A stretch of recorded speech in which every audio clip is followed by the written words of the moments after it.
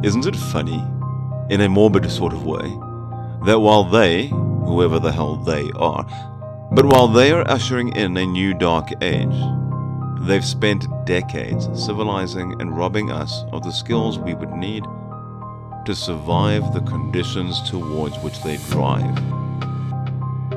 It's become popular to point out that strong men make good times make weak men make hard times, and hard times, of course, make strong men. This is the popularly recognized circle of civilization, the rise and the fall of nations.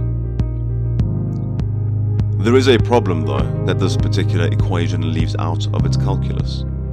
It allows no possibility for neutrality, for the existence of men in between.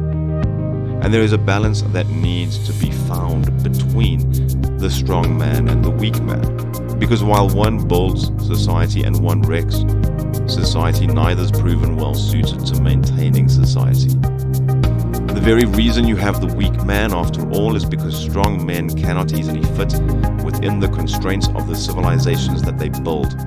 Their ambition is too great, their desire to change the world on a local or larger scale is too powerful a drive for the status quo to readily survive. And so, the very institutions that strong men build conspire to constrain the nevertheless weak beast we all know ourselves to be. Law and order, after all, are the very last things required in carving out a place in which law and order can rule. But once you've carved that place out, well, that's the contradiction inherent to civilization. You see, while these walls we build, both of metaphor and of mortar, insulate us from the consequences of the natural world, their existence is still dependent on our adherence to some degree of natural law. Even in captivity, a lion is still a lion. Now, the hope of the latter half of the 20th century seems to have been that the lioness would be better suited to captivity, and that in the certainty of science we'd find all of our answers. We'd reached the end of history after all, and the future was female. No contradictions were beyond our ability to realize. What we learned instead is that, surprise, surprise, the feminine is just as human as the penis bearing. And so women don't exist outside of the strong, weak dynamic. It doesn't necessarily matter if your leader has mammary glands or testicles. It doesn't matter if your citizens identify as boys, girls, or flying pigs. What matters is how deeply they've been sunk into the indulgences permitted by civilization. And that is not an easy thing to identify. Puritanism is as removed from natural law as is hedonism.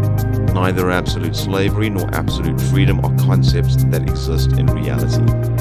Nature doesn't really do extremes, and the most successful civilizational cultures appear to be those that encourage walking the way of moderation, paths that they're kept on by their ancestors, their philosophies, and their gods.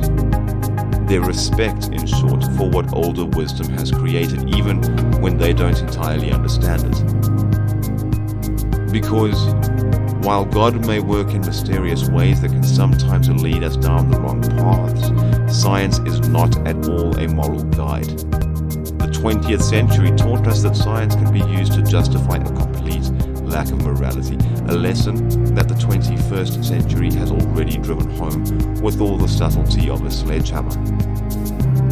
Science is no less effective a scapegoat for evil than is God, but at least the vagaries of spirituality leave room for independent interpretation. In the hands of authority, science brooks no dissent.